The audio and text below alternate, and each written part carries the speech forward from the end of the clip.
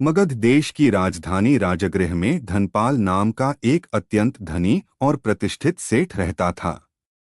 उसके पास धन दौलत, मान सम्मान और वैभव की कोई कमी न थी, परंतु वृद्धावस्था तक उसे संतान सुख प्राप्त नहीं हुआ।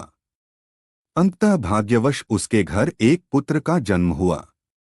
उसका नाम रखा गया कविरत्न। बालक बचपन से ही अत्यंत बुद्धिमान, गंभीर और चिंतनशील था। थोड़े ही समय में उसने शास्त्रों का गहन अध्ययन कर लिया। ज्ञान के प्रति उसकी ऐसी रुचि थी कि वह दिन रात अध्ययन और ध्यान में ही लीन रहता। व्यापार, धन संचय और सांसारिक सुखों में उसका मन नहीं लगता था। यौवन आने पर उसके पिता ने उसका विवाह एक रूपवती, सुसंस्कृत कन्या जयमाला से कर दिया।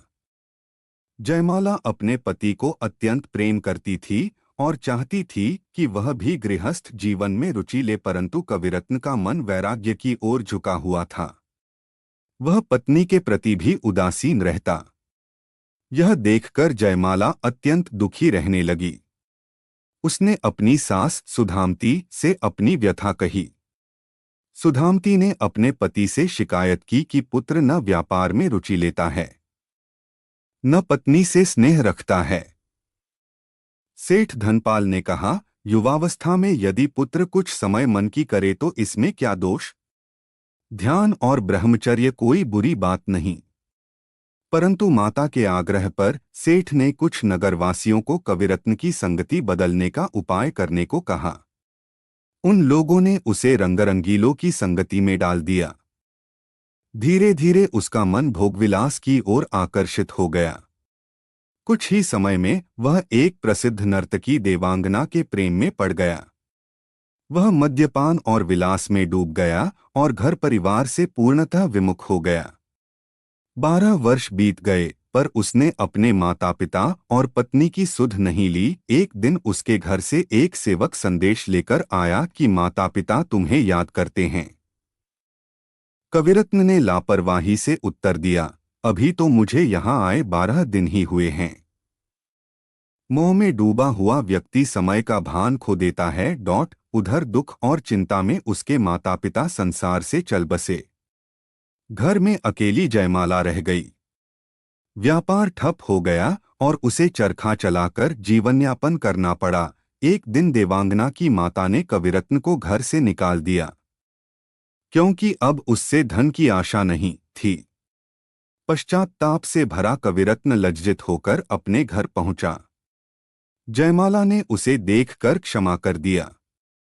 देवांगना भी सच्चे प्रेमवश अपने आभूषण लेकर उसके पीछे पीछे आ गई और बोली, मैं भी आपके बिना नहीं रह सकती। इन आभूषणों से गृहस्थी चलाइए। कविरत्न ने आधे धन से व्यापार आरंभ किया और आधे से दोनों पत्नियों के लिए आभूषण बनवाए। कुछ समय बाद वह समुद्री व्यापार के लिए परदेश जाने को तैयार हुआ। प्रस्थान से एक रात पहले वह एक मंदिर में विश्राम हेतु सो गया। रात में एक धनी वृद्धा अपनी 4 बहुओं के साथ वहां आई। उसका पुत्र उसी दिन मर गया था। कानून के अनुसार संपत्ति राजा को चली जाती, इसलिए उसने एक योजना बनाई। उसने सोए हुए कविरत्न को खाट सहित उठवा लिया और अपने घर ले आई। जब कविरत्न जागा तो स्वयं को एक भव्य भवन में पाया। वृद्धा ने उसे अपना दामाद घोषित कर दिया। समय बीतता गया और 12 वर्ष वहां बीत गए। चारों स्त्रियों से उसके एक एक पुत्र हुए। फिर एक दिन वृद्धा ने उसे पुनः मंदिर में सुलाकर छोड़ दिया। जागने पर उसे सब स्वप्न जैसा प्रतीत हुआ। पुजारी उसे घर पहुंचा आया। घर पहुंचने पर उसने देखा कि जयमाला का एक 12 वर्ष का पुत्र है, वही पुत्र जो उसके जाने के समय गर्भ में था। पुत्र को दिए गए एक लड्डू में से एक रत्न निकला।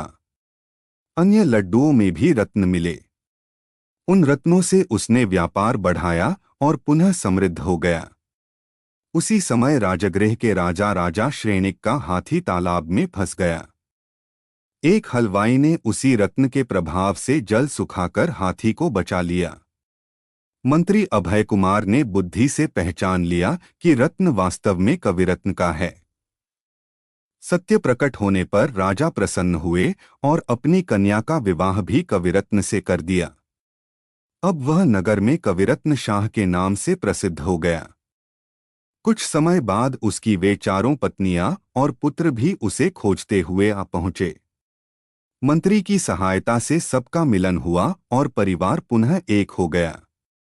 इसी बीच राजगृह में चतुर्थ तीर्थंकर भगवान महावीर पधारे। कविरत्न परिवार सहित दर्शन को पहुंचा। प्रभु ने बताया कि पूर्व जन्म में तुम एक ग्वाले के पुत्र थे। एक बार तुमने अपनी खीर किसी संत को दान दे दी थी। उसी सुपात्र दान का फल आज तुम्हें अपार संपत्ति के रूप में मिला है। यह सुनते ही कविरत्न के हृदय में वैराग्य जाग उठा। उसने परिवार सहित प्रभु से दीक्षा ले ली। तप, ध्यान और साधना से उसने कर्मबंधन नष्ट किए और अंततः केवल ज्ञान प्राप्त कर मोक्ष को प्राप्त हुआ। सच है, सुपात्र को दिया गया दान कभी व्यर्थ नहीं जाता। उसकी महिमा अपार है।